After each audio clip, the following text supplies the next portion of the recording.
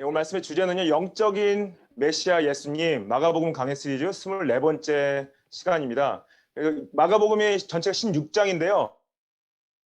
10장까지는 예수님이 누구신가에 대한 부분이고 11장부터 16장까지는 예수님이 어떻게 메시아가 되셨는지에 대한 부분인데요. 1장부터 10장은 갈릴리 지역에 예수님께서 사역하신 부분들, 특별히 이제 마지막에 9장 10장은 이제 갈릴리 지역에서 예루살렘 쪽으로 오면서 있었던 일이고요. 11장부터 16장까지는 예루살렘에서 있던 일주일간의 시간.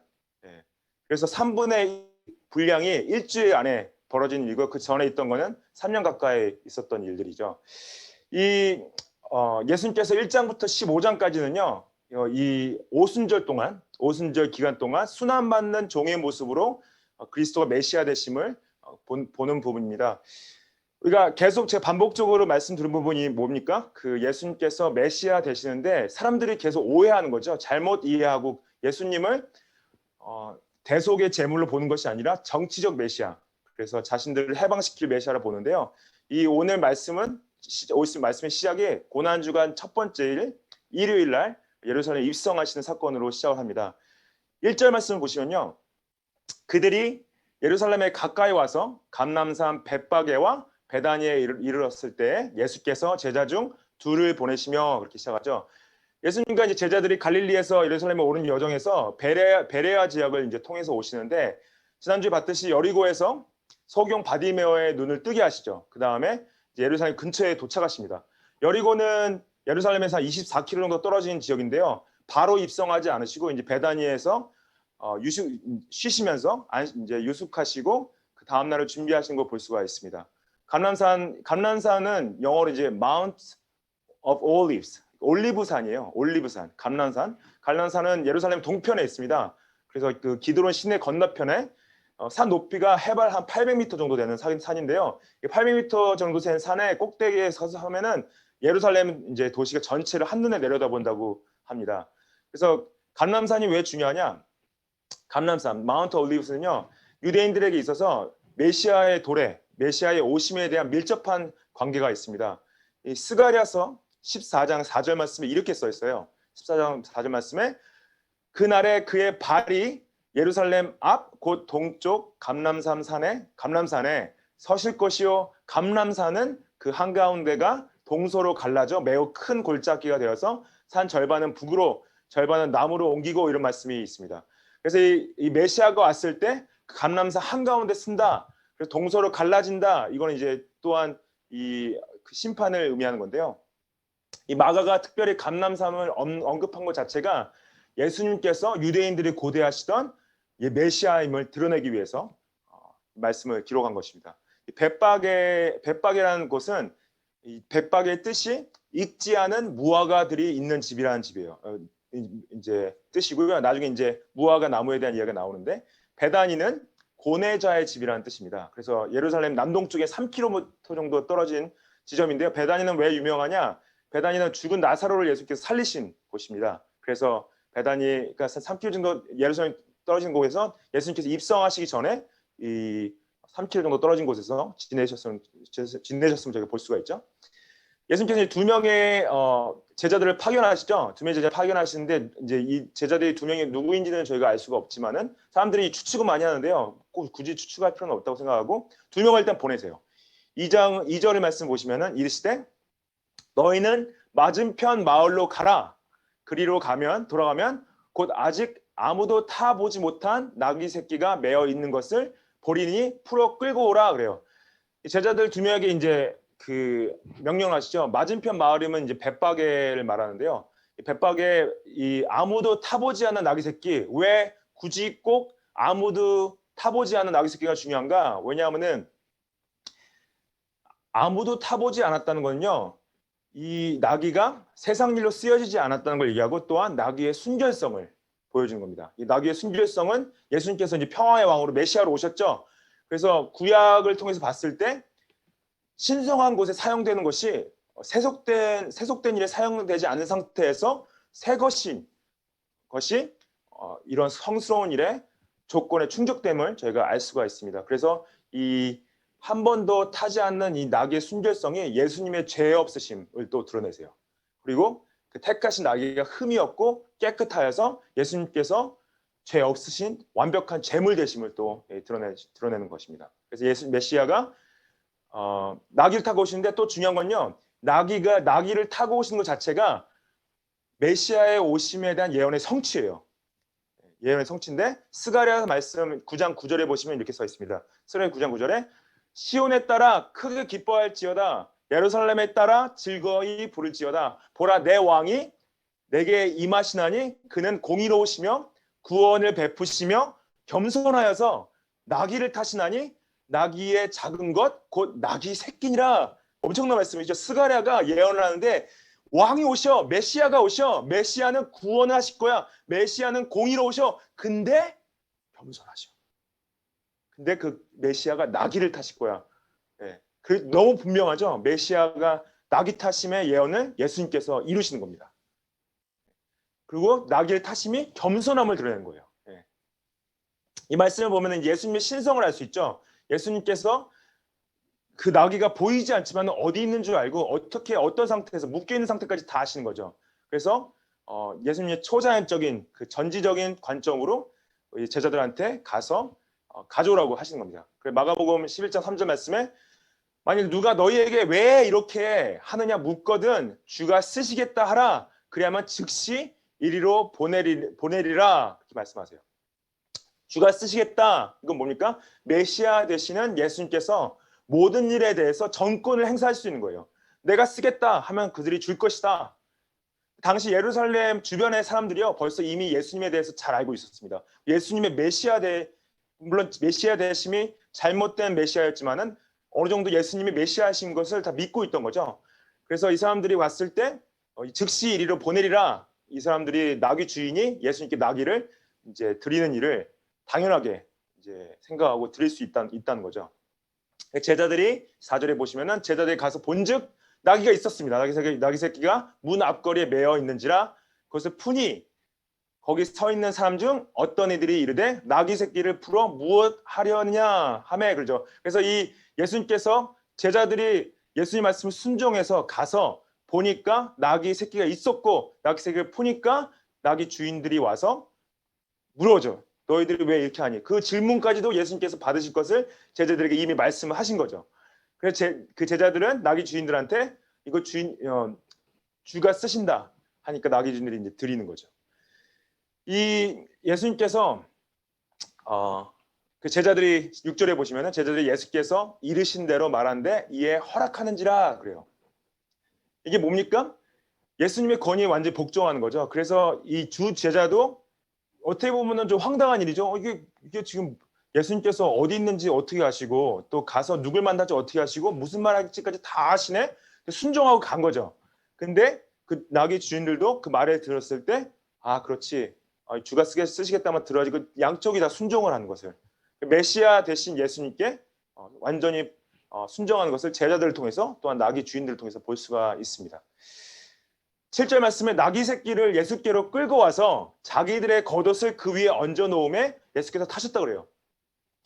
이 사람들이 겉옷을 위에 얹는 행동 자체가요 의미가 있습니다. 히브리인들은 일상적으로 이제 이 어깨를 덮을 수 있고 소매를 둘려 있는 이 겉옷을 지참하고 중요한 것은 이것을 그냥 겉옷으로 사용할 뿐만 아니라 밤의 한기를 막기 위한 이불로도 사용하는데요. 이 겉옷이 각 개인에게 굉장히 중요한 소유물입니다.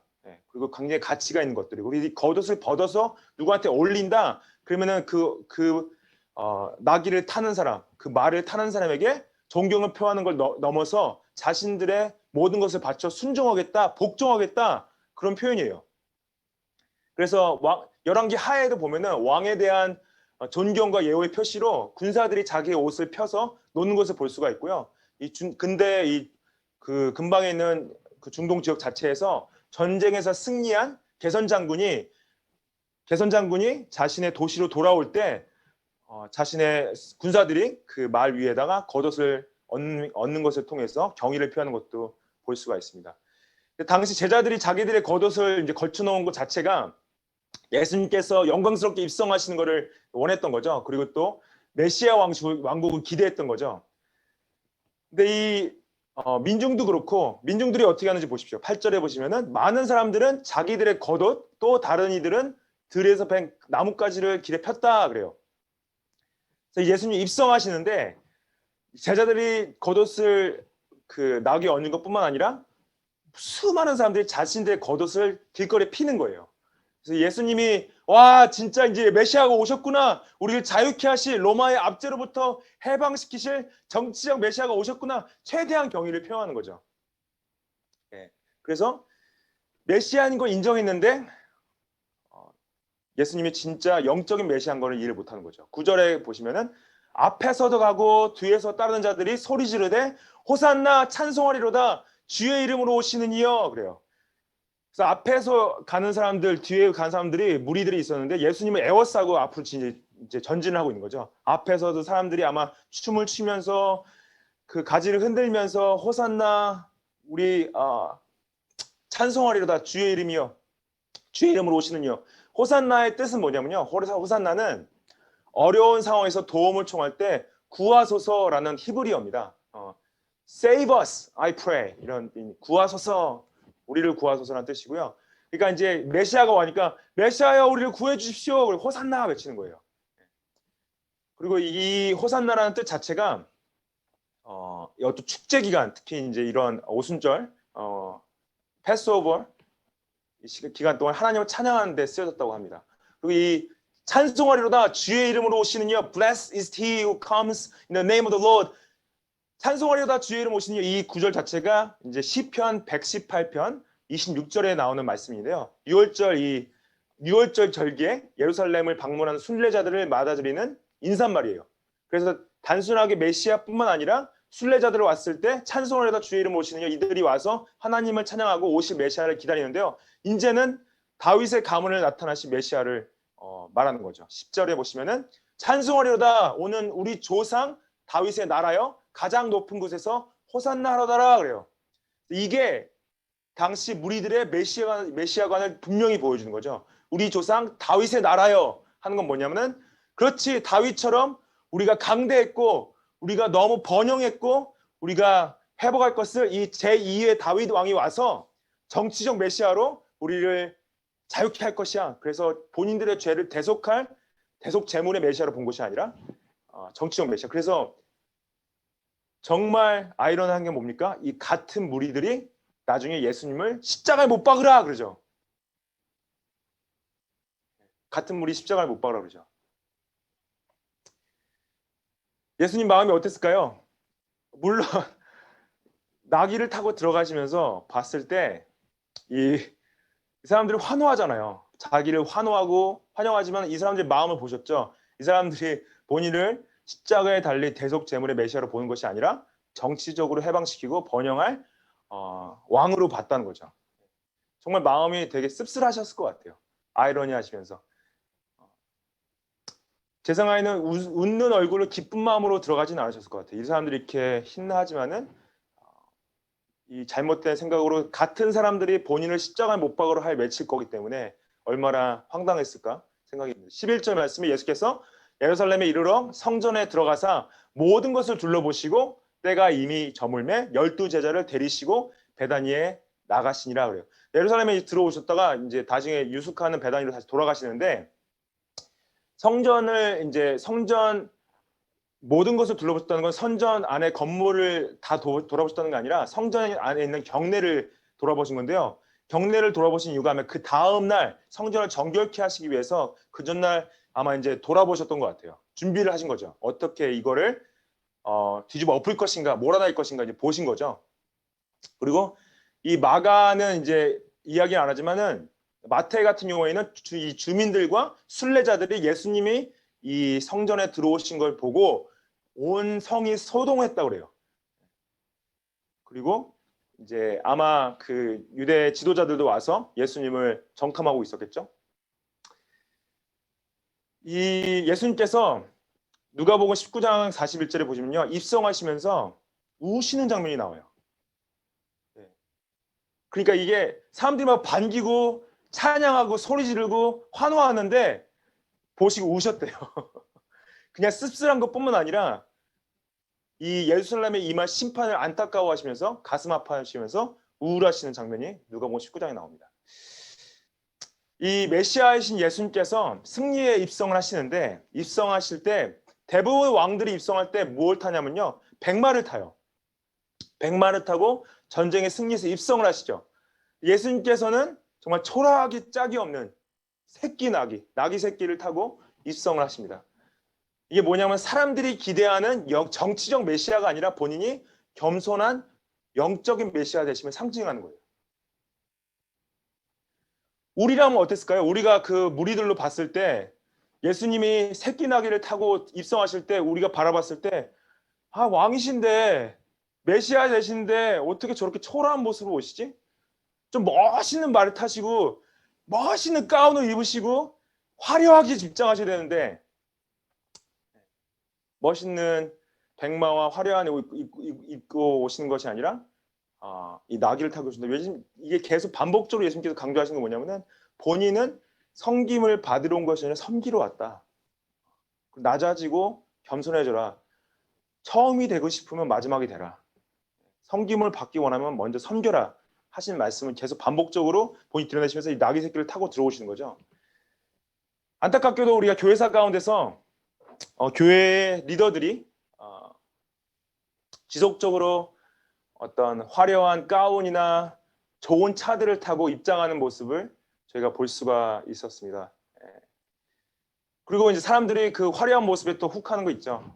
화려한 것들을 보면서 와, 저봐 저런 어떤 멋있는 옷과 멋있는 차를 타는 것이 리더십인가? 질문을 던지게 되지 않습니까? 시험이 들기도 하고. 우리는 어떠한 예수님을 원하나요? 우리가 물론 영적인 예수님, 우리의 죄를 대속할 예수님을 원하지만 혹시 우리가 어떤 정치적인 메시아를 원하지는 않고 있나요? 물론 예수님께서 다시 재림하실 때 우리를 모든 것들, 정치적으로부터까지도 해방시키실 것을 분명합니다. 모든 슬픔과 고통으로부터 당신의 백성들을 자유케 하실 거죠. 근데 영적인 메시아신 예수님은요, 가장 중요한 것은 우리를 죄와 심판에서부터 자유케 하셨다는 거죠. 그것이 그 겸손하신 메시아. 그것을 예수님께서 원하시고 따라하기 원하시는 거죠. 우리가 영적인 메시아가 원하시는 그 순종과 예수님의 겸손을 우리가 닮아가시기를 축복합니다. 두 번째 보기 원하는 부분은 영적인 메시아가 순결과 기도를 원하시는 것을 볼 수가 있어요. 12절 말씀 보시면은 이튿날 그들이 베다니에서 나왔을 때 예수께서 시장하신지라 그래요. 이제 이튿날이면은 그 다음 날이죠. 그래서 이 둘째 날, 고난주가 둘째 날인 월요일을 말합니다. 월요일인데 예수님께서 배고프시다, 시장하시다, 이거는 평범한 인간과 마찬가지인 예수님의 인성을 가지고 계신다. 그래서 예수님께서 완전한 신성과 완전한 인성을 동시에 지니신 분임을 마가복음뿐만 아니라 사복음서 전체가 지속적으로 강조를 하죠. 13절에 보시면 멀리서 잎사귀 있는 한 무화과 나무를 보시고 혹 그 나무에 무엇이 있을까 하여 가셨더니 가서 보신즉 잎사귀 외에 아무것도 없더라. 이는 무화과의 때가 아님이라 그래요.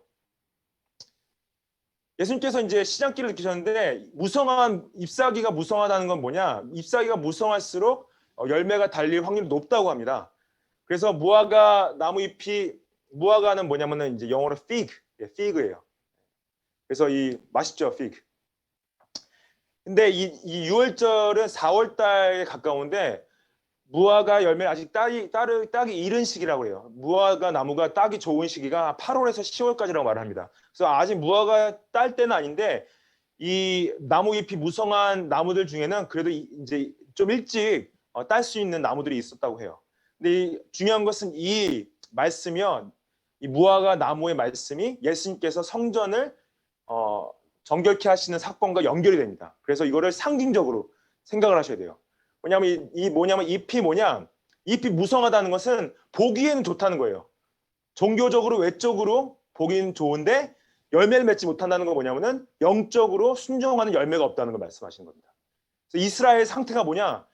이스라엘 상태는 막 제사는 엄청나게 수백만 마리의 동물을 잡아내면서 종교적으로 제사를 드리고 하나님께 예배드리는 것 같지만은 그리고 또 하나님의 말씀이 있는 것 같지만은 외적인 순종만 있고 내적인 순종이 없다는 걸 이제 말씀하시기 원하시는 거죠. 14절의 말씀에 예수님께서 나무에게 말씀하여 이르시되 이제부터 영원토록 사람이 내게서 열매를 따 먹지 못하리라 하시니 제자들이 이를 듣더라 그래요. 어떤 분은 이 예수님께서 이 나무를 저주한 것이 마치 열매를 맺지 못한 책임이 이 나무에게 있는 것처럼 나무를 벌하셨기 때문에 이게 타당하지 못하고 예수님의 이기적인 이적 사용이다 지적하시는 분이 있었어요. 근데 이런 예수님께서 열매 맺지 못하는 나무에 대해서 저주하신 것은요, 어떤 예수님의 이기적인 이적 사용이 아니라 이걸 통해서 제자들에게 가르치기 원하신 거죠. 무성한 잎이 있는 무화과 나무가 겉으로는 위대한 신앙 고백이 있고 겉으로는 정말 이제 큰 예배가 있는 것 같지만은 신앙적인 열매를 맺지 못하고 영적인 열매를 맺지 못하고 영적으로 하나님과 관계가 깨져 있고 사람들과의 관계가 깨져 있는 유대 민족들의 외식적 모습을 상징적으로 말씀하시기 위해서 저주를 하신 겁니다.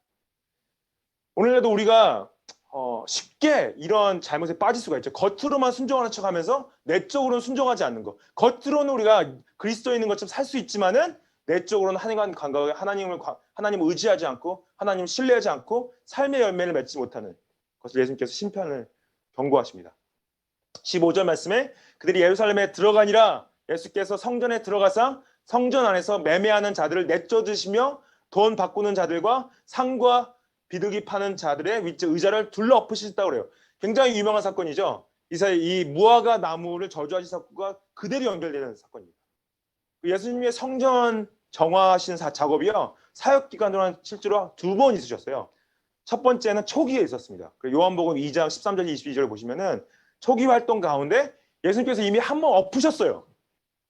하지 말라고. 근데 지금 이제 이 사역의 마지막 때에 이 마지막 순환 기간 중에 월요일 날 성전을 먼저 청결 작업을 하시는 것은 보면은 이 사람들이 이미 예수님께서 뒤집어 엎고 하지 말라고 하셨는데도 계속 반복적으로 범죄를 진행하고 있던 거죠.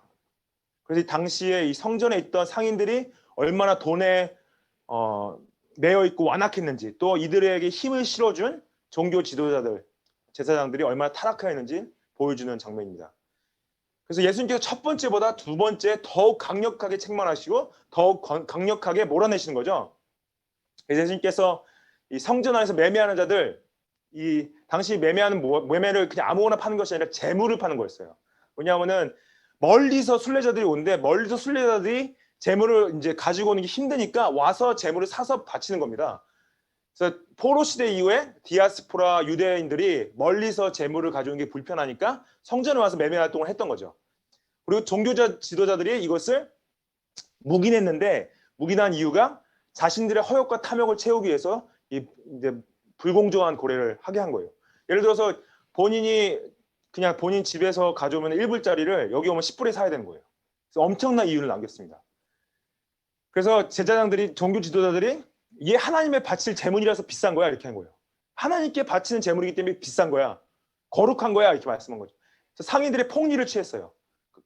당시 제사장들의 친족들이 이걸 했는데 대제사장 안나스의 아들이 이 상권을 쥐고 있었습니다.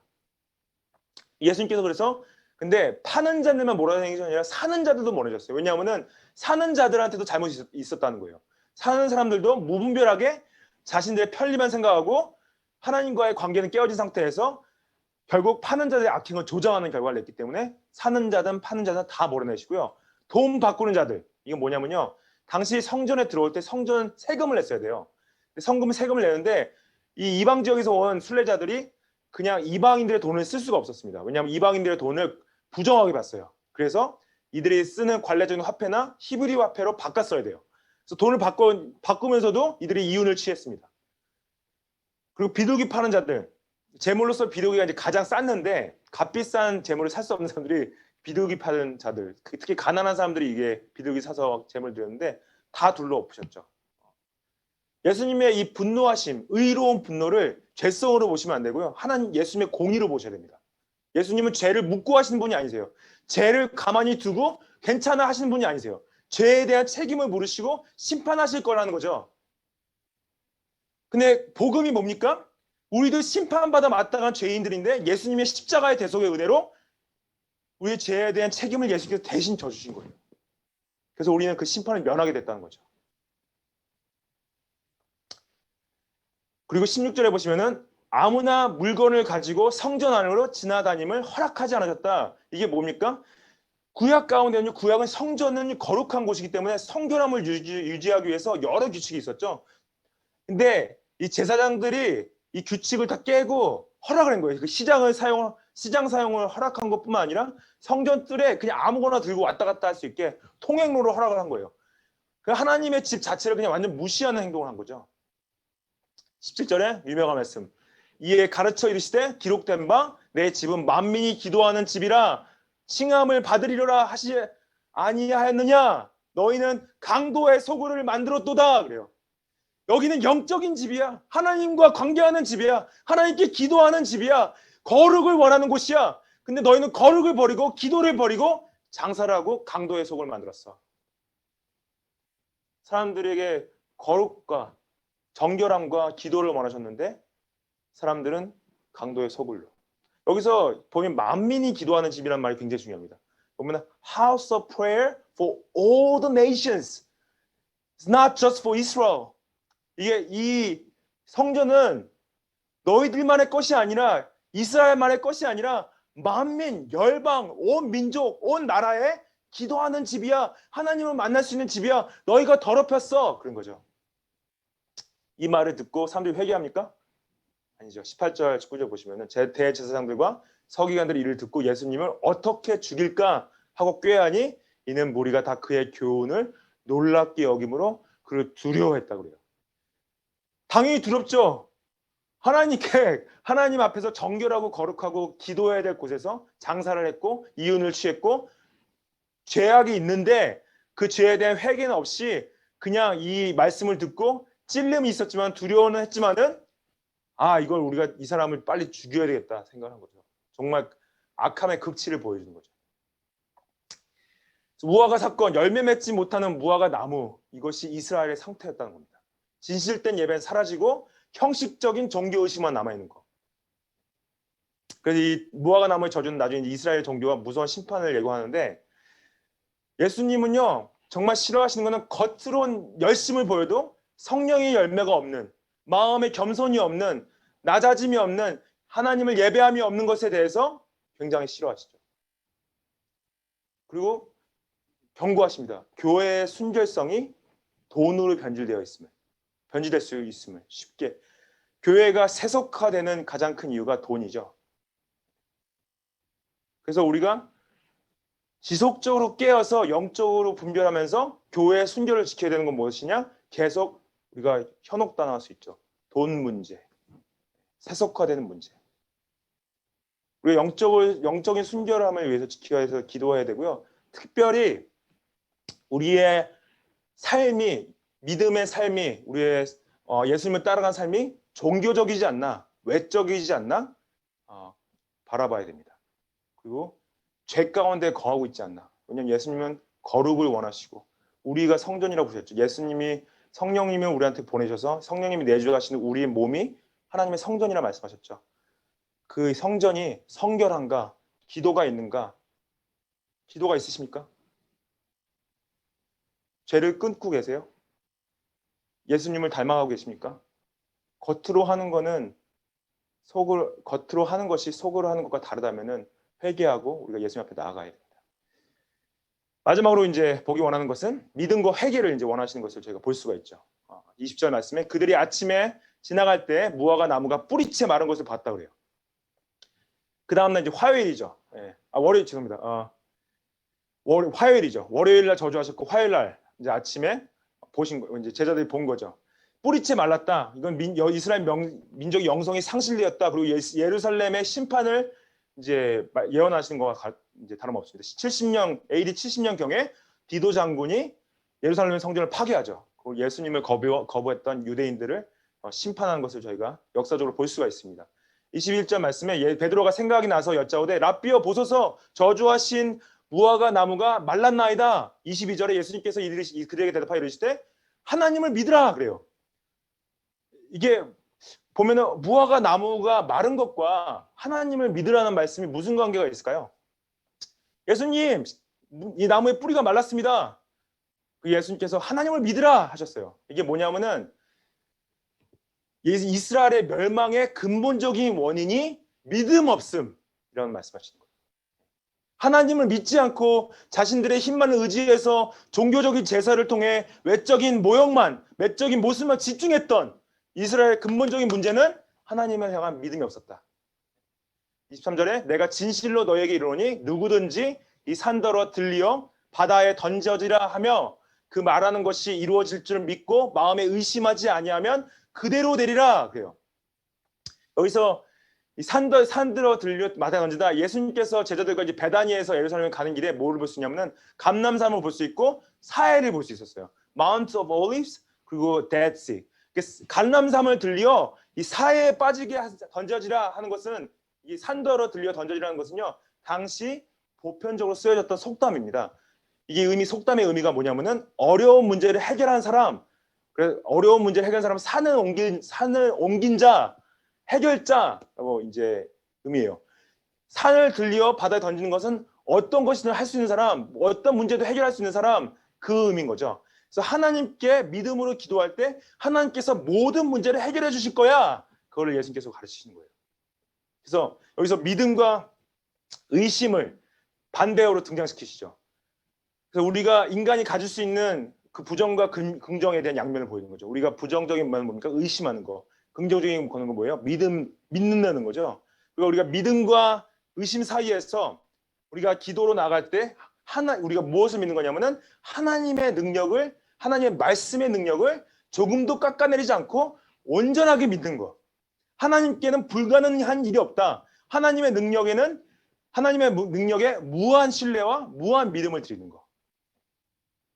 24절에 그러므로 내가 너에게 말하노니 무엇이든지 기도하고 구하는 것을 받은 줄로 믿으라. 그리하면 너희에게 그대로 되리라. 이 말씀을 듣자마자 말씀을 지난주에 나왔던 제자들이 야고보와 요한이 예수님께 예수님 내가 원하는 걸 무엇든지 이루어 주십시오 말하듯이 어떤 그 마술램프의 지니에게 말하듯이 생각하는 걸 말씀하시면 오해입니다.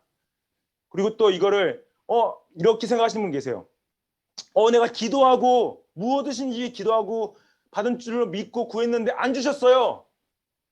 그럼 예수님이 거짓말하신 거네요. 그럼 기도하지 않을 거예요. 이렇게 생각하시는 것도 굉장히 큰 오해입니다. 왜냐하면 믿음으로 기도한다는 건 뭐냐? 믿음으로 기도하는 것은 하나님의 뜻과 일치된 상태에서 기도하는 거예요. 그래서 믿음으로 기도했던 것은 우리 기도했는데 응답받지 못하는 것은 우리가 하나님의 뜻에 합당하게 기도하지 않았다는 거죠. 나의 정욕과 나의 욕심을 담아서 기도했다는 거죠. 야고보서 4장 3절에 이렇게 말씀하셨으니까 야고보서 4장 3절에 구하여도 받지 못함은 정욕으로 쓰려고 잘못 구하기 때문이다. 그래서 우리가 왜 구했는데 안 주셨나요? 불평하는 이유는 뭐냐면은 하나님의 뜻과 상관없이 내 욕심과 내 정욕과 내 생각만 채우려고 구했기 때문에. 그래서 우리가 우리의 그 죄성으로 말미암아 기도했을 때 하나님께서 응답하지 않는 거죠. 이것이 예수님께서 마태복음의 산상수훈에서 이렇게 말씀하시죠. 그런즉 너희는 그의 나라와 그의 의를 구하라. 그리하면 이 모든 것을 너에게 더하실 것이다. 이게 무슨 말씀입니까? 하나님과의 관계를요 마술램프의 진이 정도로 생각하시면 안 된다는 거죠. 관계를 하나님을 진이로 보는 게 아니라 하나님 아버지로 봐야 되는 거죠. 부모와 자식 관계. 자녀가 구하는 것을 다 주는 것이 진정한 부모의 사랑입니까? 좀 극단적이긴 하지만은 만약에 8살짜리가 아빠한테 와서 8살짜리 아이가 아빠한테 와서 아빠 나 좀 몸에 문신을 하고 싶어요. 그래? 내가 너 너무 사랑하니까 너 문신을 하게 해줄게. 아니 어떤 8살짜리가 아빠한테 와서 아빠 나 성전환 수술을 하고 싶어요. 그래 내가 너무 사랑하니까 내가 성전환 수술 시켜줄게.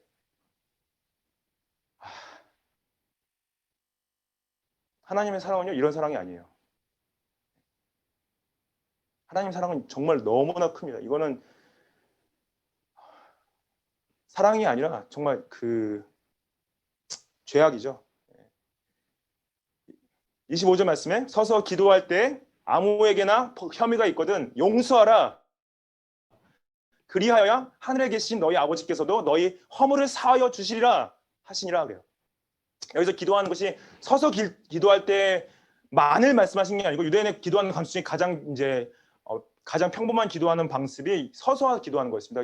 이들이 무릎을 꿇고도 기도하고 앉아서 기도하긴 했지만은 가장 보편적으로 했던 기도 방법이 이제 서서 하는 거였어요. 근데 여기서 기도할 때 아무에게나 혐의가 있거든 용서하라 그래요. 너에게 잘못한 사람이 있으면 용서를 해. 이게 무슨 말씀이냐? 하나님과의 관계가 회복하는 것이 사랑과의 관계가 회복하는 것과 연결되어 있음을 말씀하시는 거예요. 하나님께 받은 용서로 우리가 다른 사람을 용서하는 것, 그것이 이어져 있다. 믿음으로 기도하는 것이 무엇이냐? 너와 하나님과의 관계가 용서로 너희가 회개했을 때 하나님께서 용서하셨듯이 사람과의 관계 가운데서 용서를 해야 된다. 마태복음 5장 23절에 24절에 이렇게 써있지 않습니까? 사상수훈에서 예수님께서 그러므로 예물을 제단에 드리려다가 거기서 내 형제에게 원망들을 말한 일이 있는 것이 생각이 나거든. 예물을 제단 앞에 두고 먼저 가서 형제와 화목하고 그 후에 와서 예물을 드리라. 예수님께서 말씀하시는 거니까 예배를 드리기 전에 하나님께 나아가기 전에 온전한 마음으로 하나님께 마음을 드리려면 관계를 먼저 회복하고 와. 용서를 구해. 아니 용서를 해줘. 네, 그걸 원하시는 거죠. 하나님께서 우리가 용서를 구했을 때 회개했을 때 용서를 약속해 주시죠. 하나님 잘못했습니다. 그러면 하나님께서 분명히 우리를 용서하신다고 약속을 하셨습니다. 그리고 다른 사람과의 관계도 마찬가지예요. 우리가 누가 우리한테 용서를 구했을 때 용서할 수 있어야 된다는 거죠. 이 은혜의 원리, 그게 우리 관계 영적 원리라는 거. 어쩔 때는요, 좀 더 나아가서 우리에게 용서를 구하지 않았는데도 불구하고 우리 용서해야 될 때가 있어요. 그게 예수님, 영적인 메시아가 하신 우리에게 일이죠. 예수님께서 우리에게 믿음과 회개를 원하십니다. 우리 믿음 겉으로 하는 형식적인 믿음이 아니라 내적이고 영적인 메시아를 따라가는 믿음. 주께 여러분들 마음을 들이시기를 축복합니다.